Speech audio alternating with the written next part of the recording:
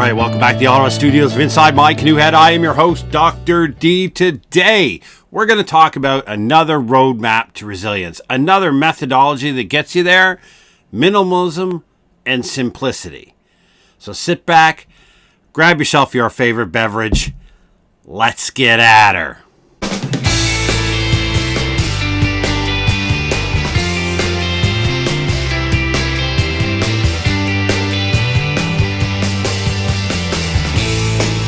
All right, appreciate you. Thank you very much for joining us again on the podcast here on the YouTube channel, on the app, wherever you may be listening or watching this. We appreciate you. Keep coming back and your feedback, good, bad, or indifferent. Sometimes we get some feedback that makes me realize that, every once in a while there's somebody who may disagree with what I have to say. And I enjoy it, actually. I do. I enjoy it when people provide me feedback that tells me they don't really enjoy my content, they don't enjoy my methods or my message, or they have a very specific point that they want to make.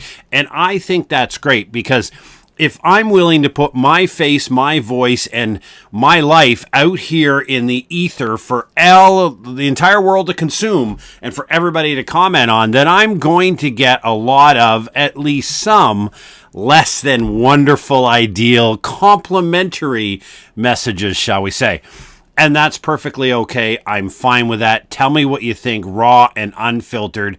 I think the world's a better place when we can be unapologetically ourselves. Here I am, whether you like it or not. This is what I think, and this is what I believe. So here at Inside My Canoe Head and our parent company, Preparedness Labs Incorporated, our mission is very simple. We understand resilience to be your ability to absorb shock and return to stasis. That's an expression of the scientific definition. We went into it in detail on last week's episode.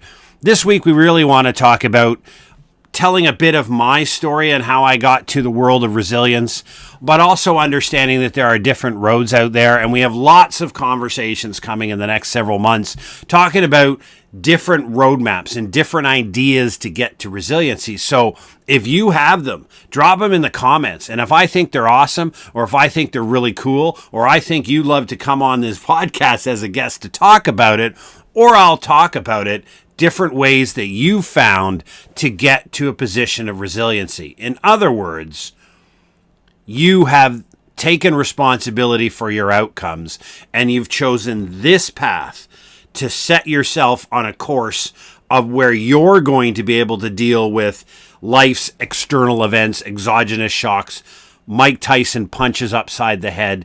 You're going to have the capacity and capability to pick you and your family up and put you back as close to pre-event normalcy as possible, and then carry on in whatever method your life is. And that's the point of resiliency.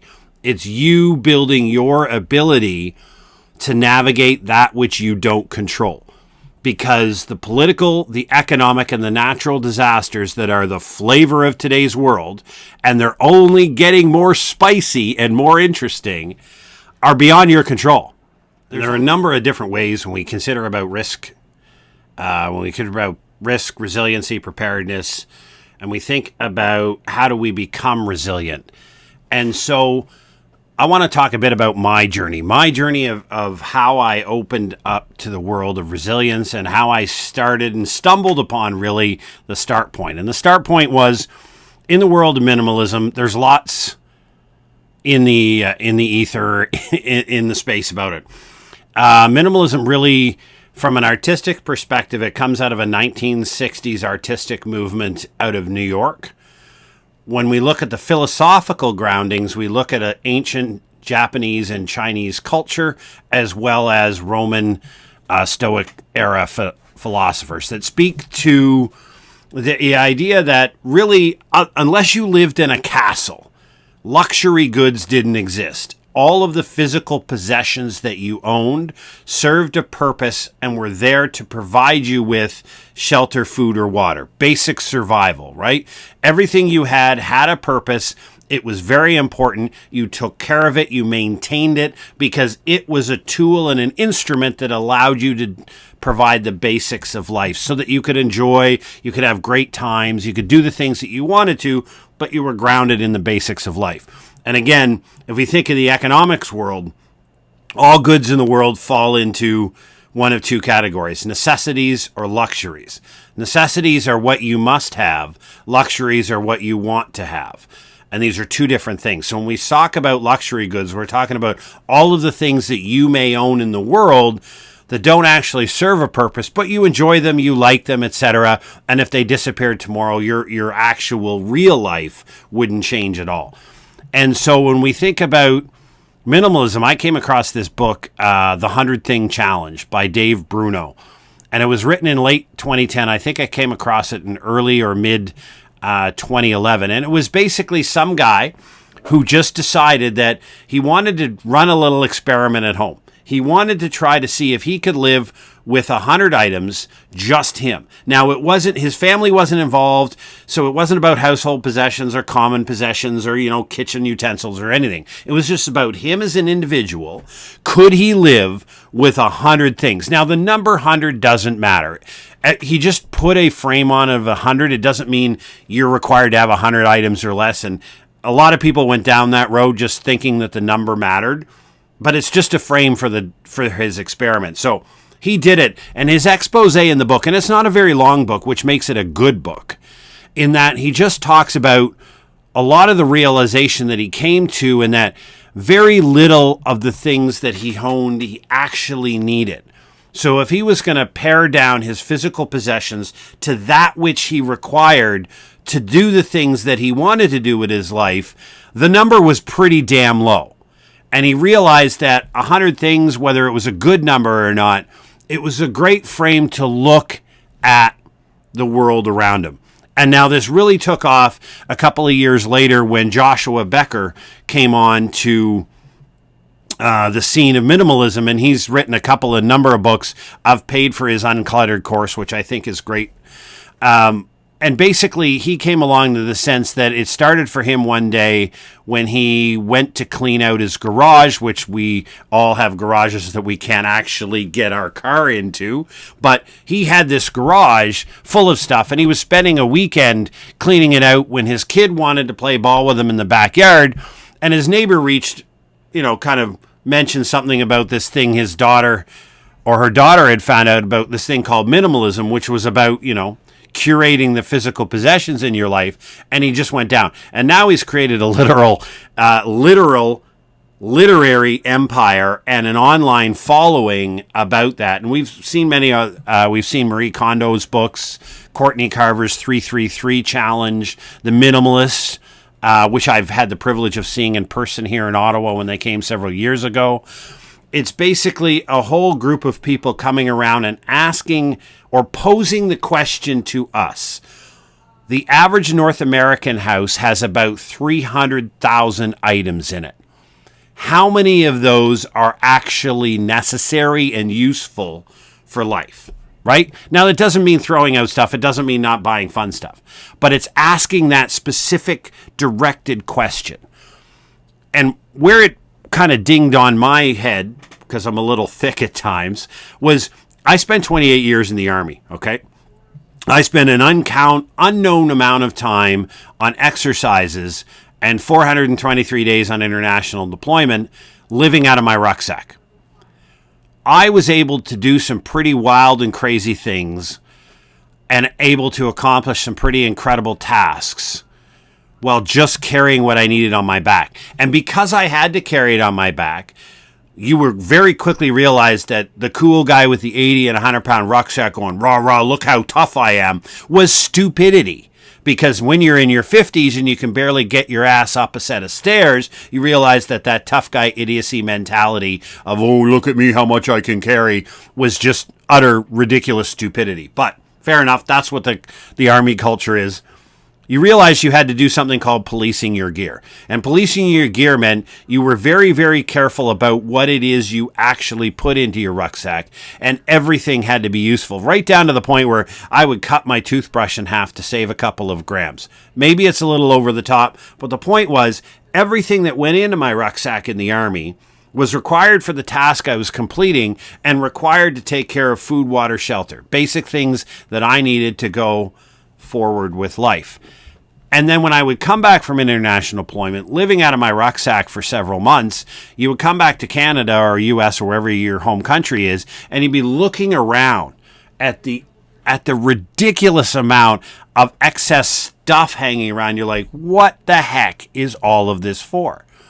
And so minimalism for me made me realize that I am less agile when I have a bunch of crap. My ability to, if you think of resilience as you absorb energy and bounce back and return to stasis, if you just think that as the scientific definition of resilience, the more crap I have, the more stuff around, the more energy I have to expend to take care and manage all of that stuff, the less my ability to absorb energy. I don't have agility, the ability to move around, to bounce back and forth. Now, I've joked and said, other than a couple of my large-scale outdoor equipment, which I love and use, so it's very useful, and I don't need to get rid of it, pretty much everything I own, my clothes, all of my possessions, and everything I need to run my company and do my job and this podcast can fit into 2 suitcases and a carry-on. Like quite literally, 2 normal suitcases and a carry-on within airline weight requirements. And that's everything that I need to live on and have a wonderful, incredible life. And then I look at what's in my house. And I often reflect on that and shake my head. And I can look around the room I'm in right now. And there's a whole bunch of crap that does not need to be here. It kind of sneaks in and then you get rid of it. And then it kind of sneaks in. But it's having this sense that very few things are actually necessary. And when you pare them down, I am far more agile.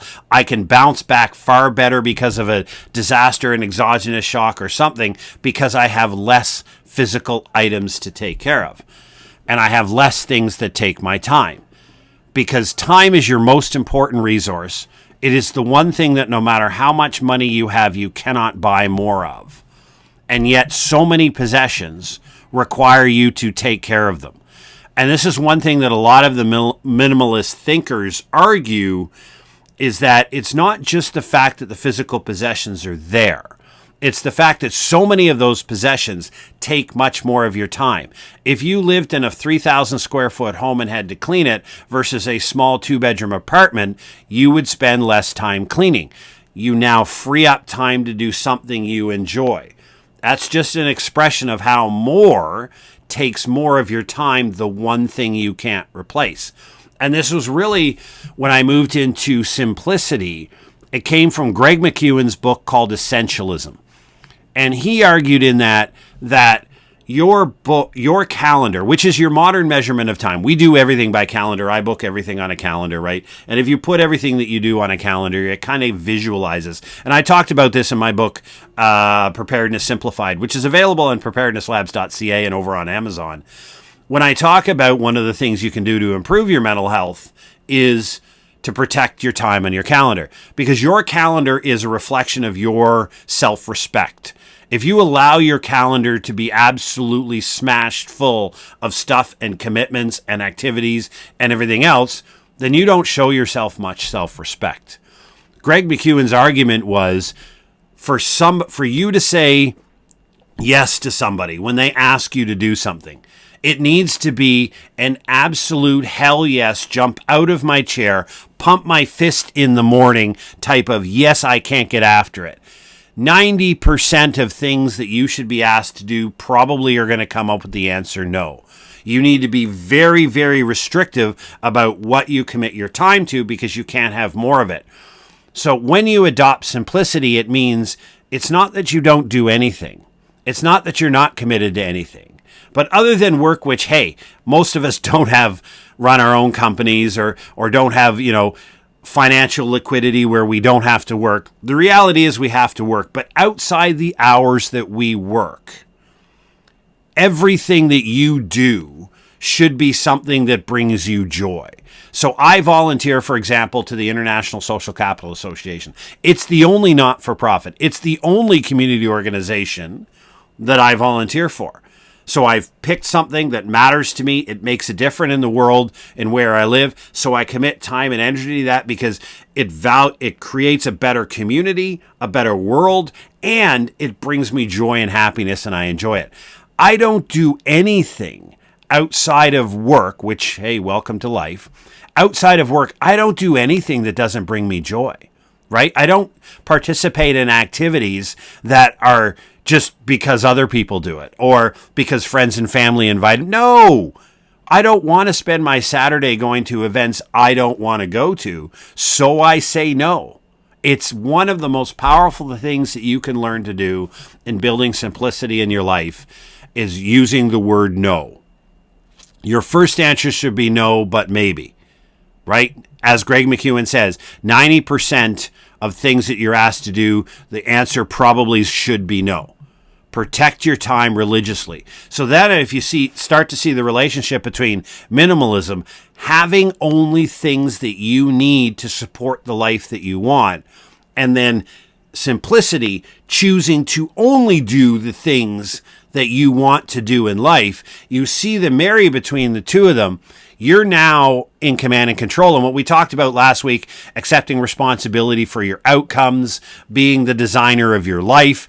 And when you choose this roadmap, and this is but one roadmap, we've written a 5-part roadmap to resilience that's available on this podcast. It's available on our Substack and over on our Buzzsprout channel inside mycanoehead.ca.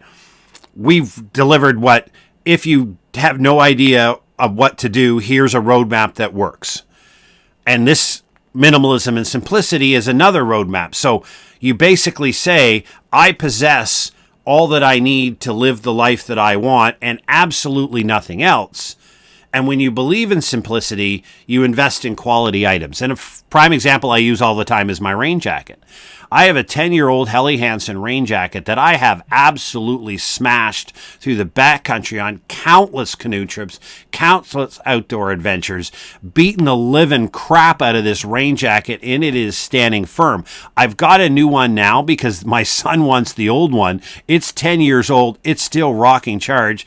The new one my wife got me was an Arc'teryx, almost near bulletproof. Yeah, the thing's $500 or $600, but I'm going to be wearing that and I'm going to beat the snot out of that thing for the next 10 years, and it's going to be perfectly fine and it's going to stand up to the abuse. When you invest time and money in quality things, you get quality outcomes, right? Minimalism isn't about buying cheap crap. Simplicity isn't about one and done. It's about committing to the life you want, and it builds resilience because when you put a frame around your life, right? This is what I own. This is where I live. This is what I do. And that you command and control that, you by definition create an insulation against exogenous shock, right? If in the unfortunate event, I lose everything. If I have a house fire and everything burns down, it's not going to take me long to replace my possessions, right? It really isn't because I don't have that many. All of my time commitments are based externally, and they're not really, there's something that I can put aside if an emergency happens. So if some significant event happens in my life, I can stop supporting my chosen not-for-profit. I can postpone my work activities, and my leisure activities will restart when life resettles it. I don't have a myriad of commitments that I've got my fingers in trying to help everybody. And I remember this when I used to be in the Army. One of the things was I would try to do everything that my boss wanted. I'd volunteer for everything to make myself look like a great, well-rounded officer so that I could get great annual reviews and maybe a bump for promotion.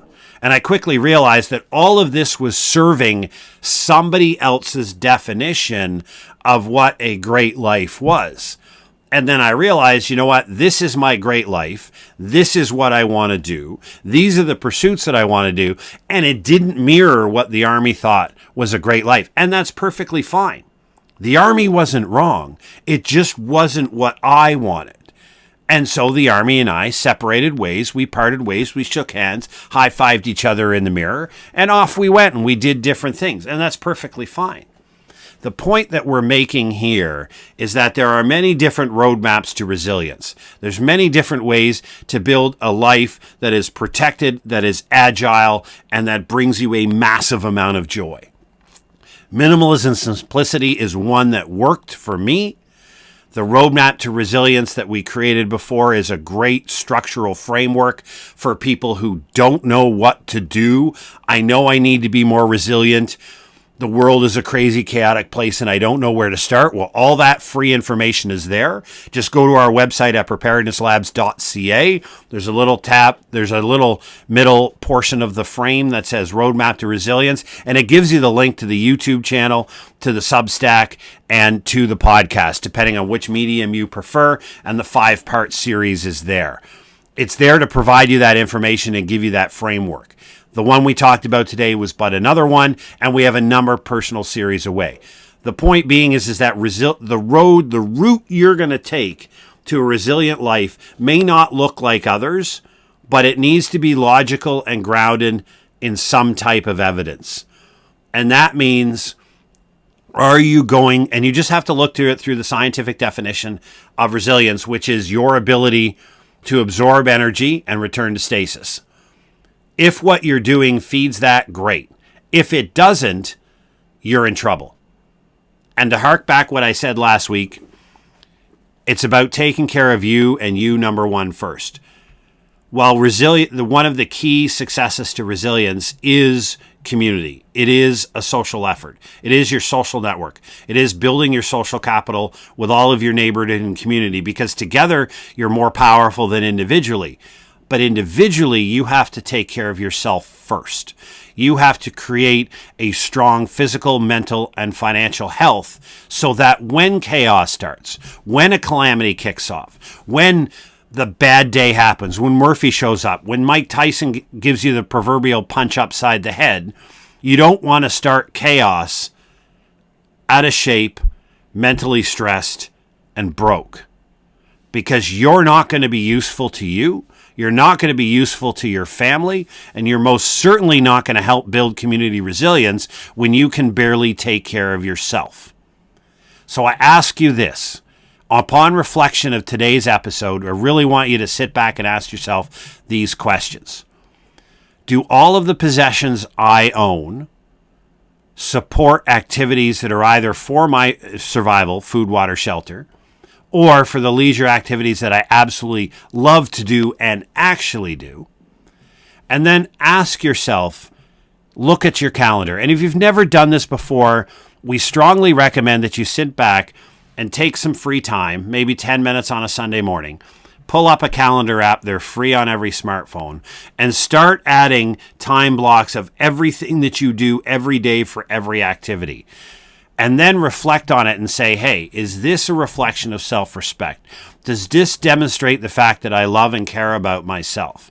Is this schedule, other than work, because we all have to work, other than work, is this schedule only filled with things that bring me joy and happiness and help me contribute to a better society? And if not, why the heck are they still in my calendar? You don't owe anybody anything. Feel free to retire from all kinds of committee and community commitments to just do what brings you joy and something that brings a sense of community and help to bring your community forward. Because that's a role and responsibility you have for choosing to live in a collective societal tribe. So thanks again for joining us this week at Inside My Canoe Head. I hope this conversation about minimalism simplicity kind of tweaked some ideas, got you thinking about some things. I threw out a bunch of names, and I'll return to it. Dave Bruno's book, The 100 Thing Challenge. It's still available on Amazon. The link to it is in my Substack article on this, which we'll put down in the show notes. And the link to Essentialism will be there as well. They're just two great books. If you don't want to buy books, just ask AI to give you a synthesis of it. It works brilliantly. But support the author. I'm an author. I've got a couple of books. Drop over to our website, preparednesslabs.ca. InsideMyCanoehead.ca brings you to the podcast. Thank you very much. Stay safe and take care.